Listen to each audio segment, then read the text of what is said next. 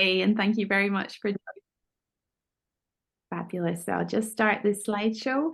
And we're here today to hear from Frontline voices about the impacts of tree burning in UK power stations and how we can take action. And I'm Sally, and I'm a campaigner with the Stop Burning Trees Coalition, along with Mary and Molly, and I'm also a campaigner with Biofuel Watch. And we are trying to protect forests around the world that are being cut down to burn in UK power stations. And as Mary mentioned, we've got a really exciting International Day of Action coming up next Thursday, when we're asking people around the world to go beyond burning and to stop burning trees for energy. And we're going to be hearing, first of all, I'm going to give a brief introduction about the UK biomass industry and why it's so important for us to take action. And then we're thrilled to be joined by three amazing speakers from Canada, Michelle Connolly, Jay Gilden, and Len Vanderstar, who are going to tell us more about the impacts of UK tree burning on Canadian forests in British Columbia. And we're also then going to hear from an incredible speaker, Dr. Treva Gear from the Dogwood Alliance in the southeastern USA. And Dr. Gear is going to tell us about the impacts on US communities of this industry and the environmental injustice from biomass burning. And then I'm thrilled that we're going to hear from Mary and Molly about how we can take action next week and beyond. So first of all, why is it so important for us to take action? As I'm sure you're aware, we are facing both a climate emergency and a nature crisis. Just in the past year, we've seen catastrophic wildfires around the world, particularly in Canada and Europe.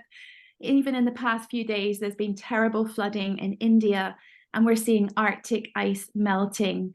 And the fossil fuel and wood burning companies that are fueling this crisis and the loss of biodiversity are making impressive sounding promises that they're going to invest in renewable energy and become net zero. But what they're actually doing is expanding their core business, the extraction and burning of fossil fuels and the burning of wood. And it's never been more urgent for us to protect our forests. They are playing a vital role in helping to reduce the impacts of the climate crisis. And this is a quotation from the UN Secretary General, Antonio Guterres, who says, "Protecting forests is one of the most effective ways to address the climate crisis. Forests can benefit the planet and all its people and are invaluable in our climate action efforts to build a sustainable future." But sadly, our forests are currently under massive threat from the biomass industry. Now, the companies that are burning wood claim that it is a green, renewable, and carbon neutral alternative to fossil fuels.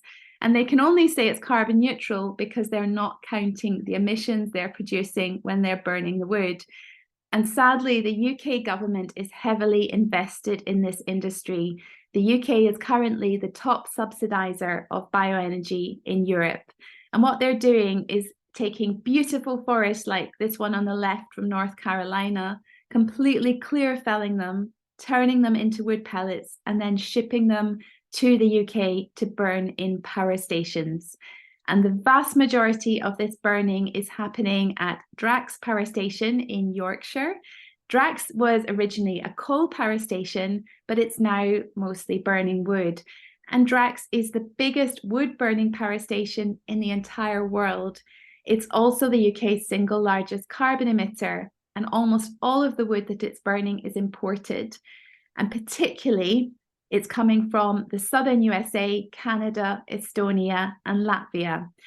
And the other massive power station in the UK that is burning wood from these countries is called Linemouth, and it's in Northumberland in the northeast of England. And they're sourcing wood from some of the most biodiverse forests in the world, particularly from the southeastern USA, which is a global biodiversity hotspot.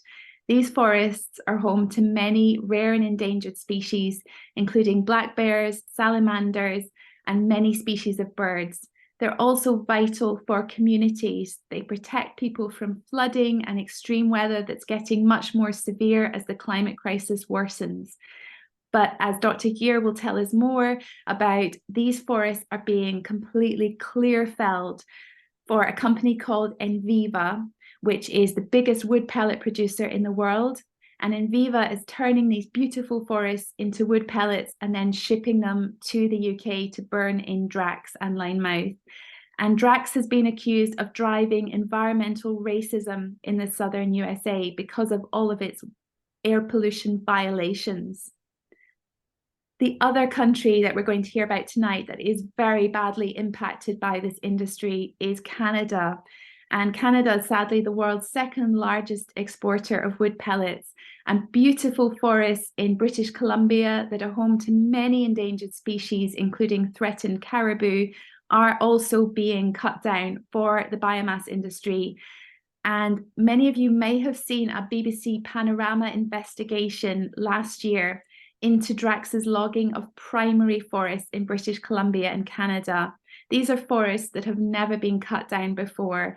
And we're very lucky tonight that we're joined by Michelle, Jay, and Len, who are frontline community activists in Canada, and they're going to tell us more about the Panorama investigation and what's happening now in British Columbia.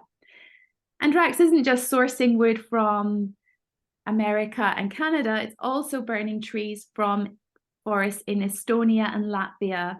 And these are incredibly important forests for wildlife. They're home to many rare and endangered species, including flying squirrels, which you can see in the middle picture.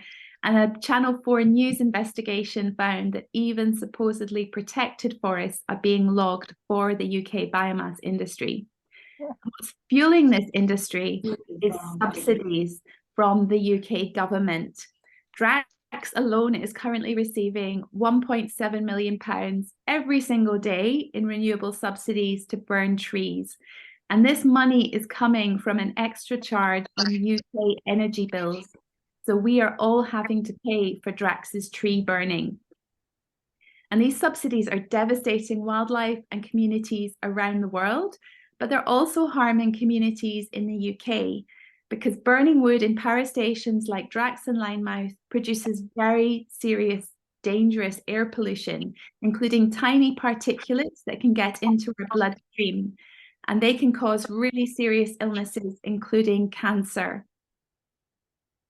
And it's also a disaster for the climate, because burning wood increases global warming for decades to centuries. So it's just as bad as burning fossil fuels.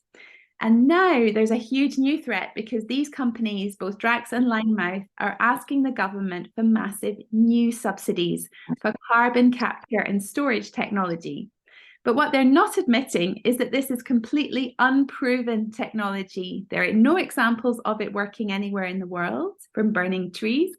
And we know that Drax has been lobbying the government behind the scenes for massive new subsidies for this carbon capture con, which is estimated that it will cost UK bill payers £31.7 billion if it goes ahead. So we absolutely need to prevent these new subsidies for burning trees.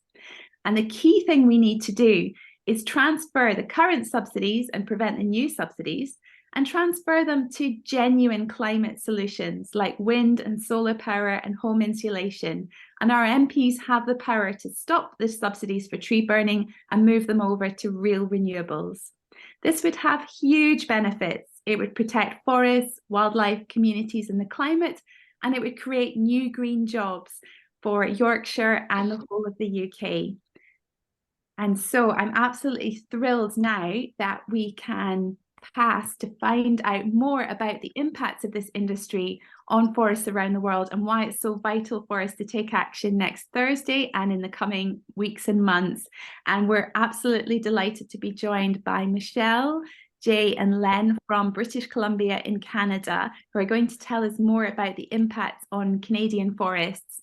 First of all, Len Vanderstar is a practicing habitat protection biologist and a retired forester and educator.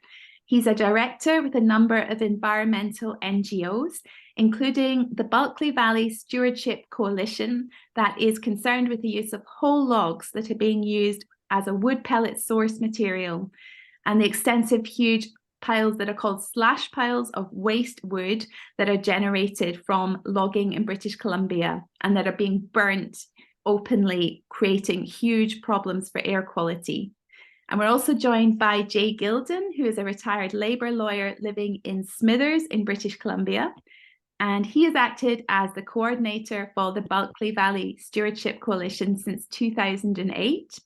And this coalition has worked on a number of environmental and development issues, including the Enbridge Northern Gateway oil pipeline and a coal mine proposal that's threatening rivers and fish, as well as the elimination of over 1 million acres of conservation lands in British Columbia. And this is in the area that is unceded territory of the Wet'suwet'en people. And finally, Michelle Connolly, who some of you may have seen in the BBC Panorama investigation, is a forest disturbance ecologist who works with First Nations on forest protection. And Michelle also works with the Conservation North in British Columbia. We're thrilled to be joined by you tonight. And thank you so much, Michelle, Jay, and Len. Over to you. Thank you. I'm just going to switch to share the screen for my PowerPoint here. Okay, so can you see that? Can you see my screen? Yeah, okay, great, thank you. All right, now I have to hit present.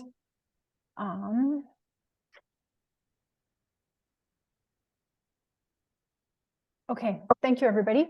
So my name is Michelle Connolly, and I run Conservation North. We're a grassroots volunteer-based organization. And today we're presenting with Len and Jay from the Bulkley Valley Stewardship Coalition. So we're going to start with our top 3 asks. So what we're wanting is to stop primary forest logging for any products. That includes pulp, lumber, and pellets. We think that subsidies should be stopped to the wood pellet industry. And the third one isn't really an ask, but it's sort of an articulation of under what conditions this would actually work. If raw materials for pellets were only coming from logging / generated from secondary forest logging, that might be something that's okay. At the moment, though, that is not happening. I just want to call your attention to the photo here. This is a photo from just a few hours north of where I live in north central BC in Lheidli territory. This is what standard practice logging looks like here. So in the dark colors is primary forests. These are old growth spruce forests. These were logged for lumber. So 2x4s. All of that is primary forest. It's forest that's never been logged. Standard practice logging here is clear cutting. So basically what you're seeing is exactly what happens in BC. It's the clear cut logging of natural forests for various products. What we have left is basically fragments of natural forest and some intact, i.e. unroaded or unlogged valleys, but not that many. My group's focus is really on primary forest protection. So primary forest or natural forest is simply forest that's never been industrially logged before. It's a term that's used internationally. Most of our primary forests worldwide are gone. They're not coming back. They're kind of by definition irreplaceable. So that's why our group is demanding the stoppage of all logging of primary forests in BC, in our province. This is what you see here is basically artificial forest or plantation. So a lot of forests in BC now look like this. These are kind of ecological dead zones for a really long time, like for centuries probably. And they're kind of commercial or production forests. This is what everything that's logged for pellets here gets replaced with. So you go from a complex, diverse natural system to something that looks like this, that wildlife can't use, that you barely hear any bird song in for many years, and that, other animals basically can't use. So the BC government has been enabling the logging of natural forests for pellets for at least 6 years here. This is a block about a half-hour drive from where I live. This is the company that Drax acquired or bought a couple of years ago, and this was logged back in 2017. So how do they get away with it? Well, most recently, there's been a very clever rebranding of our forests in BC as waste or low quality. So professional forestry, the BC government, even some academics use terms like this to describe natural forests, like the one you see in this photo, or other forests that don't look like this, but are natural. They rebrand them in order to kind of justify the logging of them and the turning into materials. And of course, you know, if it's waste, then it ought to be turned into something maybe small and low value like pellets. The industrial forestry machine in BC is in overdrive at the moment because they're really trying to capture the opportunity that they see that wildfires have presented to try and tell us that all forests are carbon bombs. They're just going to go up in smoke anyways. And so we ought to be logging them to turn them into products. And of course, pellets are lumped in with all those products that we need to be turning our forests into, because of course, they're just going up in smoke. Two things here, fires in most parts of BC are natural and normal. A lot of our forests actually depend on them. Yes, they're getting more severe as climate change progresses. But that does not mean that the solution is to get up there and industrially log them. I also want to point out that plantation or industrially managed forests, there's a lot of evidence that they burn more severely and they're more likely to light. So I just want to add, I'm going to skip over this and we're going to go to Len. Oops. We're going to go to Len and Jay for a second here, but I just want to say lastly before we go that what's happening in BC a lot is that the powers that be are really misappropriating technical language that has meaning like ecosystem health and resilience in order to justify more industrial logging of natural forests for pellets, lumber, and pulp. It's becoming very Orwellian to see this happen. And with that, I'm going to let Jay and Len take it. So Len, just let me know when to move ahead. And do you want me to just hit play here, Len and Jay? Well, Yes. let me make a little introduction. Yeah, sorry, go ahead. So this is an industry based on deception. You'll hear a lot, of course, and probably know a lot about the fact that this is not climate neutral. This is not sustainable, that the burning of pellets, the burning of trees to produce energy is anything but consistent with protecting the environment against greater greenhouse gas emissions. But one of the other deceptions that that the industry has used and the government here in BC is using, and which was the premise that they got approval and social acceptance from our community on, is that they were going to use waste as the raw material. Waste from sawmills, like sawdust, and waste from these piles that are left over after logging, called slash. The practice here in the past has been that this slash is burned and produces huge amounts of particulate matter, which has created a problem with our air pollution in this area, and we are one of the worst in British Columbia. So they told us that they would actually reduce our air pollution, our particulate matter, because instead of this material being burned openly, which is the current practice, it would be brought to the pellet plant and would be the basis of their raw materials for pellets to ship to the UK and wherever else the industry starts operating. Well, there is no use of slash for pellets. These piles, we took these pictures in the last month. They are approximately 7 meters high. You'll see in the video, it stretches for kilometer after kilometer. We know it's not used because if it were used, we would see it brought down to the mill, which is actually in the urban center of Smithers. It is not used. They told us they were going to buy the equipment to use it. It is not. They have not. So this is the kind of deception that's being used. So why don't we just go ahead with the video?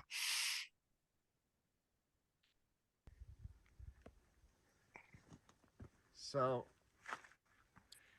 they're not using slash, obviously. No slash comes into Smithers that goes to the pellet mill. We would see it coming in trucks, and it's just not happening. we were told actually at one point that they were buying the equipment to bring slash in or to grind it out at logging sites, but that has never happened. There's no evidence that's going to happen. So obviously all these piles here have been left after clear logging, and they will be burned probably this fall. So the particulate matter will go up in the air. The mill has had no positive impact on air pollution in Smithers, and they're cutting down the forest in order to feed the mill, because a large percentage of the material used at the mill is coming from whole trees cut down and brought in and then ground up in order to be turned into pellets. You guys were able to hear that, right? Okay, good. All right. So next slide, Len. Just tell me to click on the next slide if you want. Yeah, go ahead.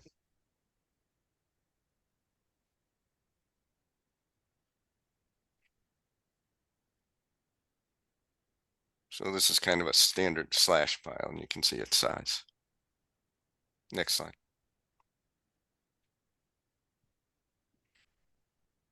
And this is what slash burning looks like around our community. Every fall, we get these tremendous clouds of smoke that descend on Smithers and the rest of the Bulkley Valley, and which create huge air pollution problems. So these slash piles, within our air shed, the Bulkley and Chaco, approximately every year, there's over 20,000 slash piles burnt. So we're perpetually into air pollution through half the month of October and most of the month of November.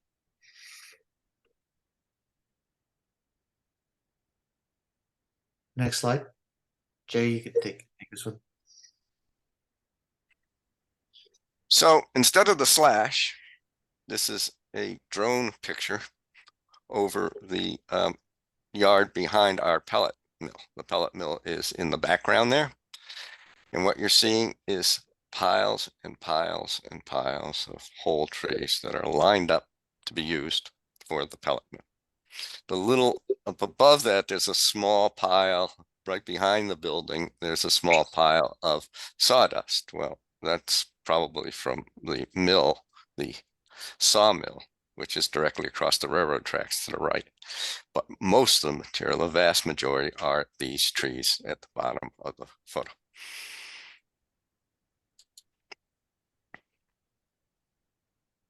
Next slide.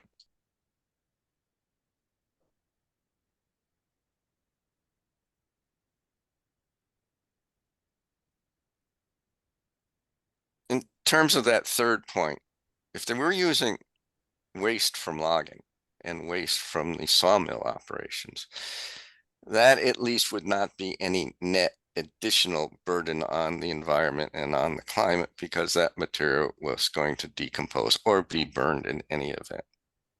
So that's why we make this one caveat, that if they did what they promised to do in the first place, which was that they would be using logging and mill waste, it would not be quite as big a problem as it is. But that is not what they're doing, and we don't believe they will be doing that, because really they need the whole trees, because the mill and logging waste would not be enough to feed the industry. So a key point here is that if the European subsidies, even the subsidies that we see in British Columbia, assisting the wood pellet industry, if they stopped, the industry would be killed, because it makes no logical sense and to deal with climate change with respect to logging your forests. I mean, that's just contrary to the whole principle of dealing with climate change. We need more forests, more carbon sequestration, bioforests, not logging them down, on assuming that the biofuel is actually green energy, which is not the case whatsoever. Sally, do we have time to hit play on the other video? It's just a short one, or should we move on to the next speaker? If it's the short one, yeah, that's great. Okay. So,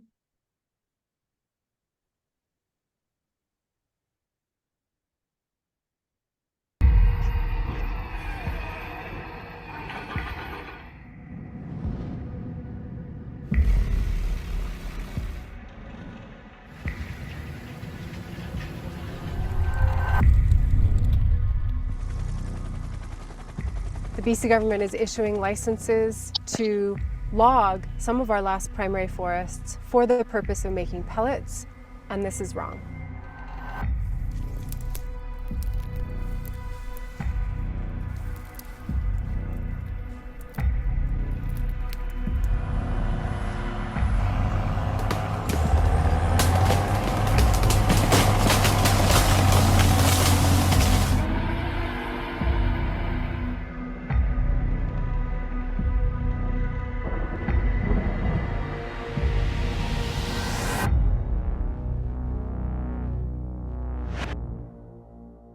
And what I see the pellet producers doing is opening our minds in British Columbia by utilizing parts of the tree that currently aren't necessarily used always, without impacting how much we harvest in any way, shape, or form. The BC government is telling us that only waste from logging goes into pellet plants. The truth is that natural forests, primary forests, are being logged for this product. Our focus on greener products aligns well with the new global push for more environmentally friendly options. During my virtual trade mission to Japan last month, I pointed to the growing pellet market in Japan as an opportunity for the Canadian bioeconomy.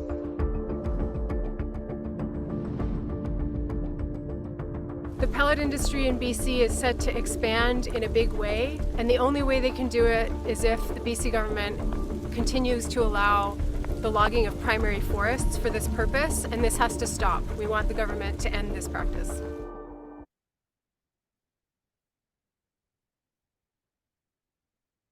Thank you. That's it for us. Thanks, everybody. Thank you so much. That was incredibly powerful and shocking and very moving. Thank you.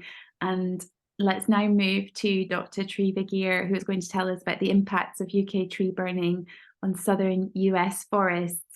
And we're absolutely delighted to be joined by Dr. Gear today. Dr. Gear is the Georgia State Manager for Dogwood Alliance, which is an incredible NGO in the southern US. And she is the founder and chair of the Concerned Citizens of Cook County, which is a community grassroots organization in Ada, Georgia. And Dr. Gear is an Army veteran, an educator of 17 years, and a community organizer. And she believes in being the change that she wants to see in the world and doesn't mind getting into good trouble. It's absolutely wonderful to have you here today, Dr. Gear. Thank you so much. Thank you for having me. It's great to be a part of this, this great event and gathering to make some change.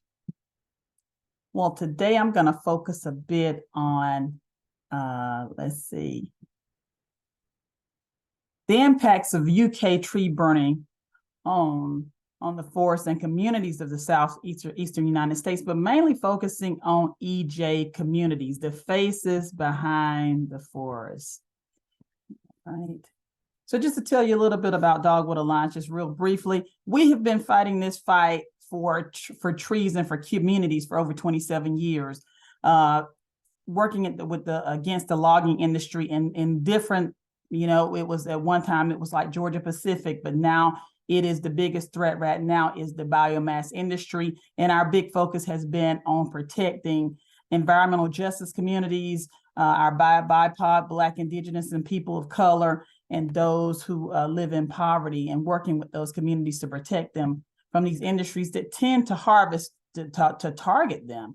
And so that's mainly tied into our mission. So our forest is our strength, but we also know it's a circle of life, and it's important for each and every one of us. The trees are the lungs of the earth. So just to give you a little baseline of what an environmental justice community is, it is a community that has at least 25% communities of color, African Americans, Hispanic. Have high poverty levels, tend to be over the state level. And oftentimes these communities are overburdened by other polluting industries. So I'll start with this. And can you all see the full screen? Okay. Well, this is a map that our environmental scientists created for poverty in the U.S. South. And you will see this trend of darkness coming from round about Virginia, all the way down to North Carolina, South Carolina, and Georgia. Okay. And then what you'll see is you'll also see this pattern of the African American population. You see your darker orange shades. And next you'll see the location of the wood pellet industries in these EJ communities. These are EJ communities here, okay, in these areas. And the biomass industry is everywhere you see one of these little blue dots. So they follow that same pattern. It is no coincidence that they end up in our environmental justice communities. These are their sourcing regions. So they usually source within about 76, 75 miles, but you see these overlap. So imagine riding down a highway in South Georgia or in Mississippi and what you will see. And what's amazing, they've tried to get smart and put up tree screens. So you'll see a line of trees, but behind that, it's all clear cut. So what's happening to our forests? This is what's happening to our forests. And it's inspiring to hear from other people, you know, from British Columbia and other, you know, across the sea about how this industry is impacting them as well. And we're told we're not cutting down whole trees. We're just using we're using tops and limbs. This is not tops or limbs. So this is what we're seeing. When we're passing down, going down the highway, we're seeing lots of clear cut. Nothing's happened. I drive by these for the past year. Nothing's happened. Nobody's replanting, nothing. And this is an issue. And they oftentimes target our private landowners for cutting their trees down because we can't really track the sourcing. So it makes it very hard. So it's not necessarily conservation land. This is all over this. This is all over the South. We're seeing this because they call us the wood basket, but they're emptying our basket very quickly. You see these areas, wetland areas. Also, there's a lot of pooling of water because we know if you don't have trees, you're going to have flooding. Areas like South Carolina have been heavily clear cut, and a lot of the community members there suffer from a lots of flooding. Here's another location in the States. So then you look at the cause of tree cover loss in the South, and it's mainly the logging industry. That's it. Boom. Here it is. The proof is in the pudding. We're losing our forest landscape integrity. It's in those same areas where those wood pellet plants are being placed. And then our top largest companies are Enviva, Drax, and Fram. Enviva being number 1, Drax 2, and then Fram number 3. And I'll tell you where some of those plants are. We have in North Carolina, our community members suffer there. There's about 4 wood pellet plants there. All of those are Enviva. And that's just a picture of all those whole trees. And they're consistently expanding their production, polluting, you know, the community, causing illness, causing issues. And there's a consistent fight and has been. Then we'll go down to Georgia, where there are 6 active wood pellet plants. That's my state. The largest one produces about 920,000 tons. There's 2 proposed in my hometown of Ado, Georgia, which is just a small community of about 5,500 people, which is how I came to this fight. And it is also an environmental justice community. And there are most of these plants are environmental justice communities, are communities of high poverty in Georgia. These are some of the headlines from Georgia. So our communities are pushing back. There have been wood pellet violations, which they typically are from North Carolina to Georgia. Wherever there's a wood pellet plant, there always are going to be air pollution violations where they're over emitting in the community. In Mississippi, and I'm going to hold here because this is a major focus and a major fight here in Mississippi, where there are 4 active wood pellet plants, 2 Enviva, 2 Drax, and then there's 2 proposed plants.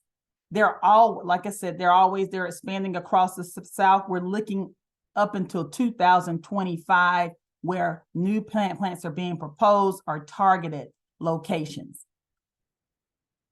I'm highlighting this one because this is one of the most egregious locations in which there have been fines.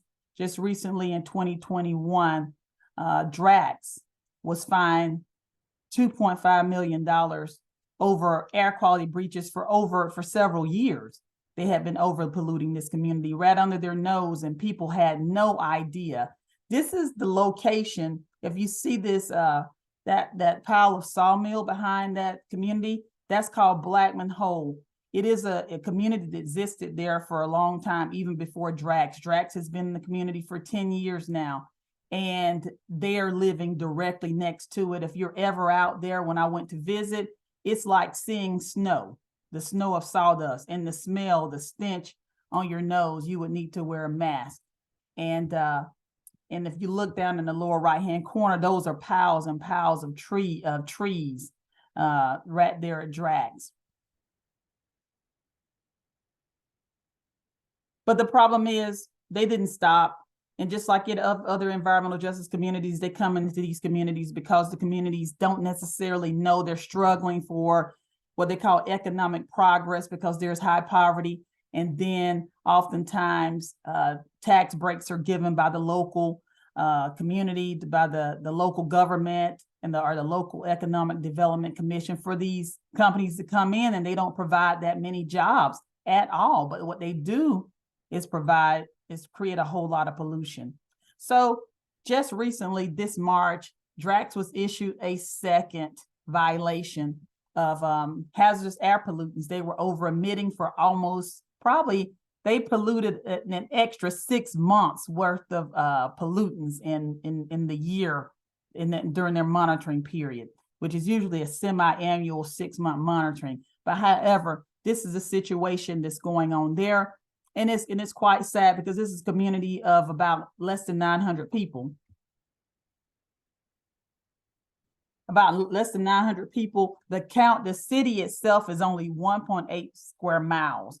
Their poverty rate is 41%. They don't have a medical facility, no dentist. They have a dental office, but no dentist. And their county has the highest rate of heart disease. I've been there, I've visited, I've heard the voices of the community members. This is just an overhead shot to tell you this is what these companies are doing in our country, in the southeastern United States. They're planting themselves next to communities. It doesn't matter, and it's happening. The sad part that we're dealing with right now also is that because our government has bought into the fact that it is renewable energy, even there is funding being provided for biomass products, renewable biomass projects. So there's funding being given to them. So they're getting the subsidies from the UK, and then they're also getting project funds from the United States. This is a community member that lives right next to Drax.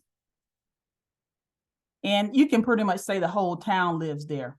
I'm going to show you a short clip. I think I have a little bit of time, and of what the community has to say about this wood pellet plant being here. But I'll tell you that clean air and water is a human right, it's a civil right, and it's a consistent fight in the Southeast for communities fighting for the right to breathe.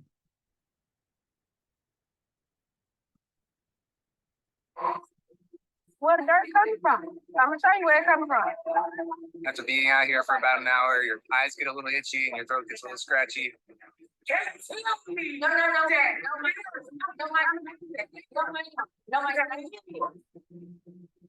I got a smokestack right there.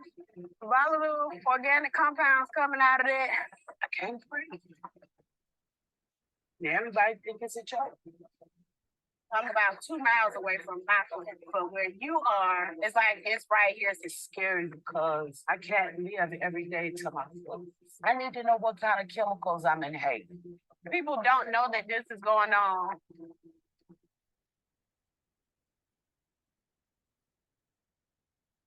Where the dirt coming from?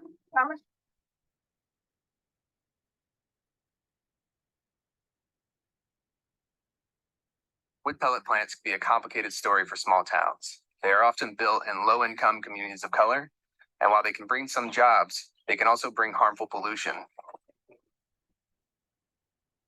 It's getting difficult to walk and really trying to walk and talk at the same time. It's really a job.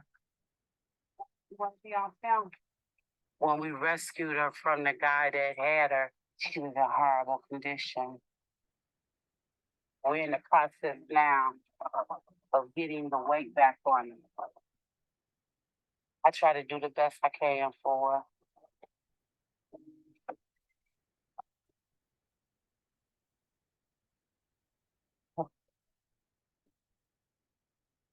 Breathing is difficult. I'm not able to do the things that I enjoy or the things that I'm capable of doing. You know, I can't breathe. And everybody think it's a joke. Everybody want to holler about, well, you was already sick. I wasn't sick to this capacity. Here in Gloucester, the Drax Amit plant was recently fined $2.5 million for exceeding emissions for the past few years now. But the people who live here haven't seen any of that money. I really would like to know, where did the money go? And why didn't anyone in our community get any of it? We the ones inhaling that air.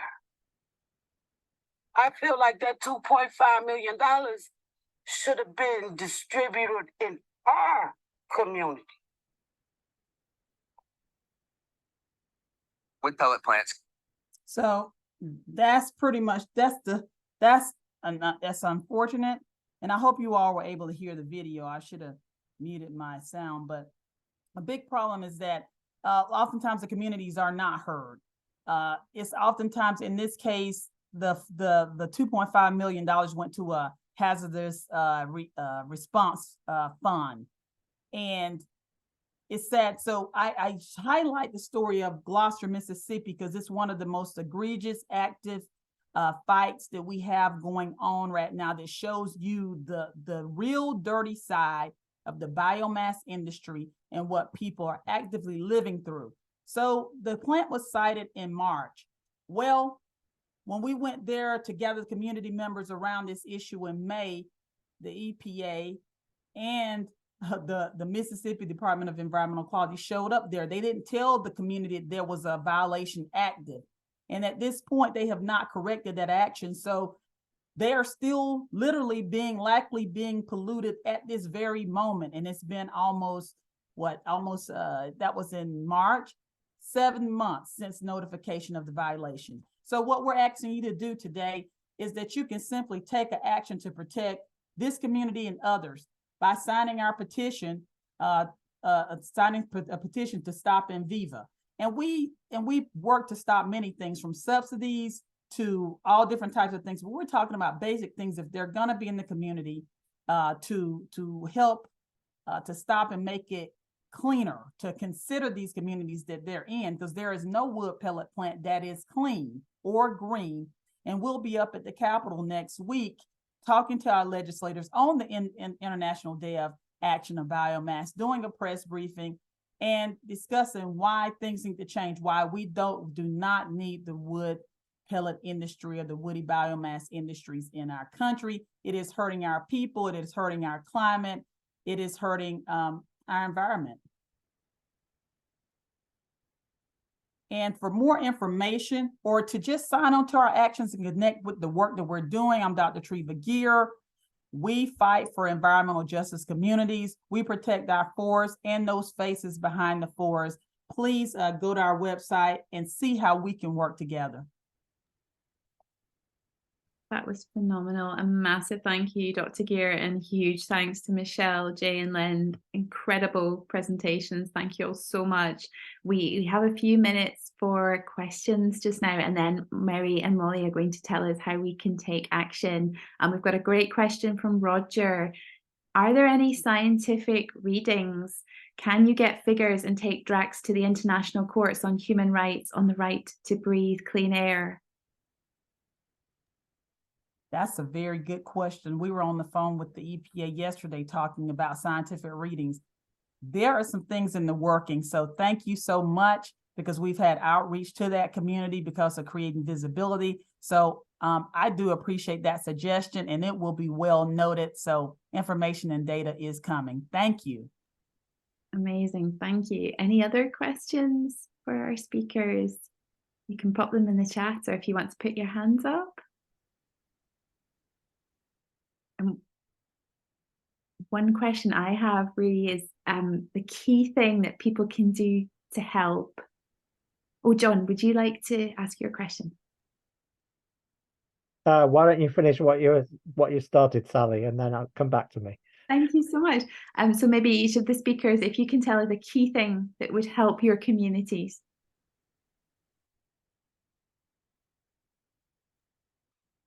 I can go first. I would say that if you guys focus on the subsidies on your end, that would be massively helpful. I think we're really well equipped to fight primary forest logging here in general.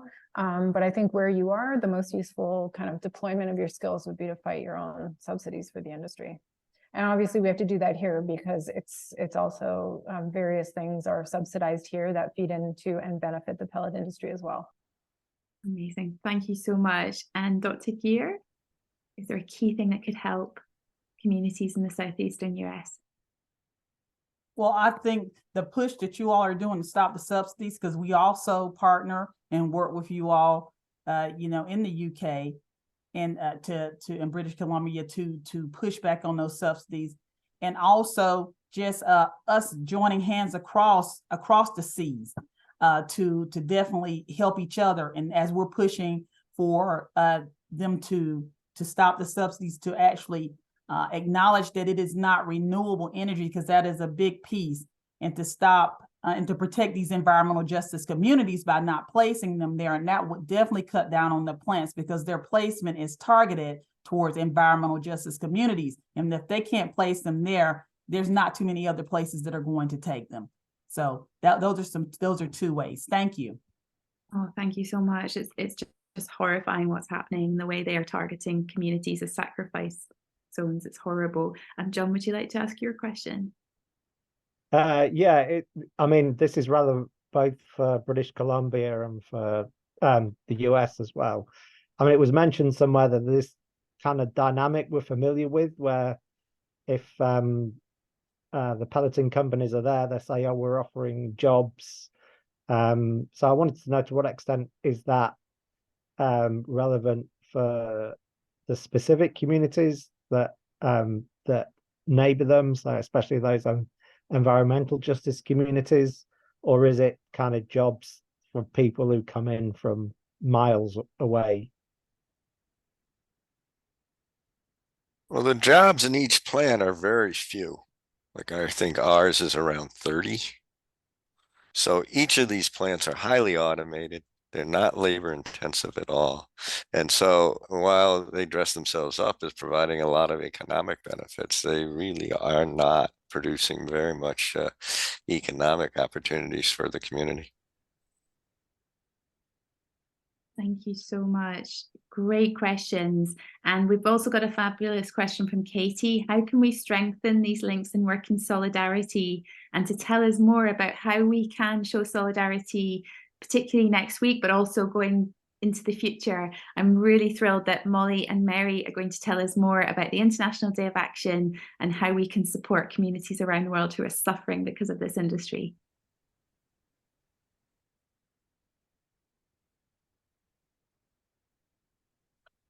Okie dokie. Hi, everyone. So yeah, we're going to quickly whiz through a couple of different ways we can take action. As it's already been mentioned, stopping the subsidies is one of the core things we can do in the UK, because it is our government and our energy bills that are funding this harm and destruction in the US, Canada, Estonia, and everywhere else Drax operates. So we're mostly going to talk about the International Day of Action, but there is also all sorts of campaigns, particularly the Stop Burning Trees Coalition, Drax, and Biofuel Watch, you can get involved with. So please do that. But for the International Day of Action, there's a variety of ways where you can get involved, from demos to an action toolkit, digital actions, and targeting your MP. So first of all, with demos, we've got a couple organised for the 19th of October. The first one is in Liverpool at 12 p.m. Katie from Liverpool, I believe, is here. So drop a message in the chat if you're from Liverpool and want to link up. And yeah, For context, Barclays is one of the biggest funders of Drax, having given them over 800 million in loans, bonds, investment, and they use investing in Drax to call it a green investment and greenwash all their other dirty investments.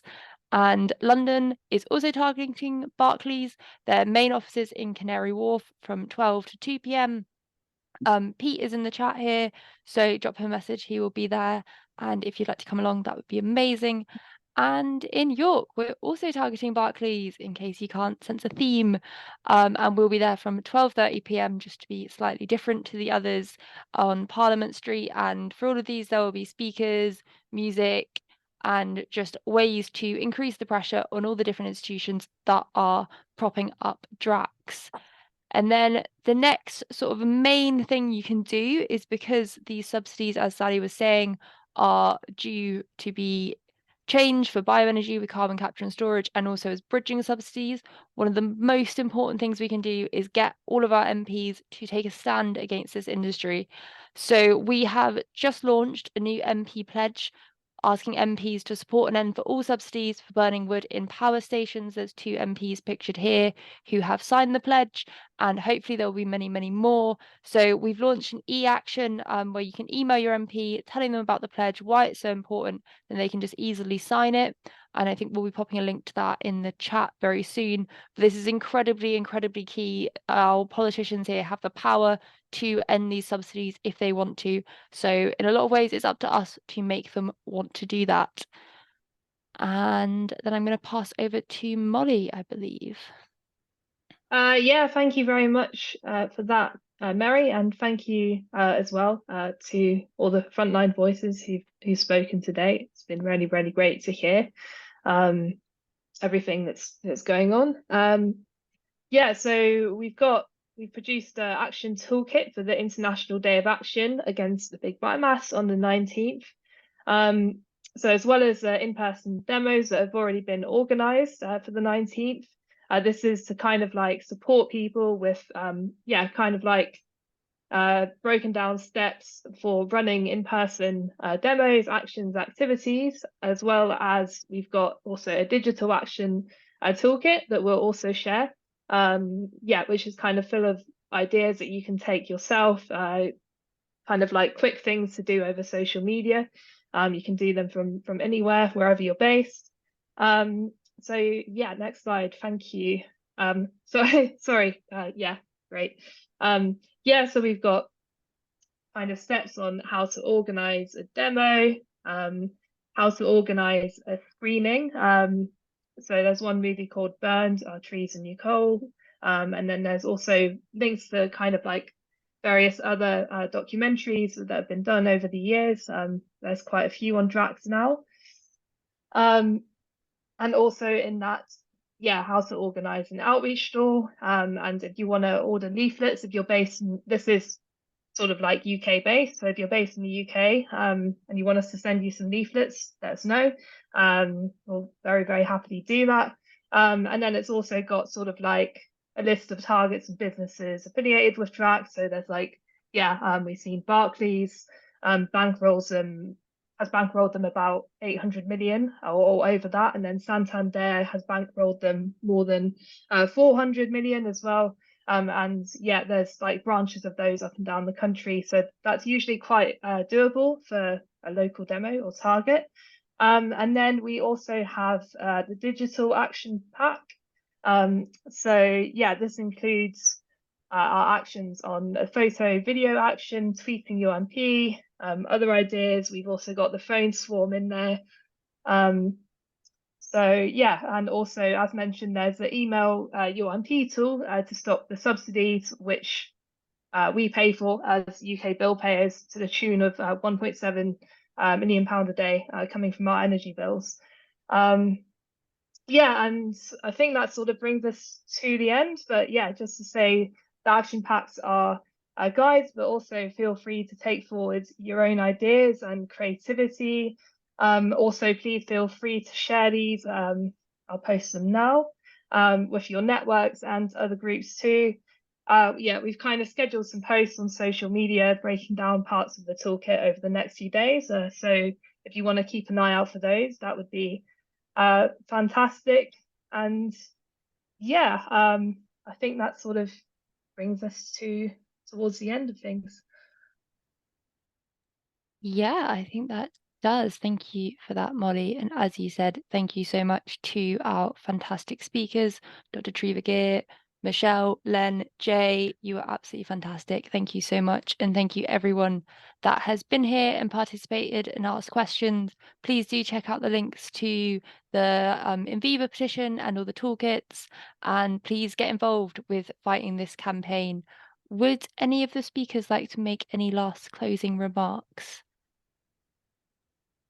I'll just say we need everybody in this fight.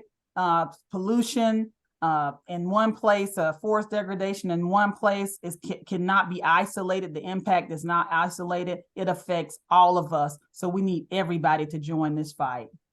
We're all affected. And just to build on that point, it's really important. We cannot win these campaigns regionally or provincially or by state. It's an international effort, and your organization here that's put this together is very much appreciated. It's an international collaborative effort. We're going to succeed. Thank you. Yeah, anything we can do to help, because from our point of view, it looks like the way to stop this is from the demand side, and that's in the hands of people in UK and Europe, I guess Japan, and now to some extent. So anything we can do to try to demystify this as some kind of environmentally friendly operation, we would be more than glad to help.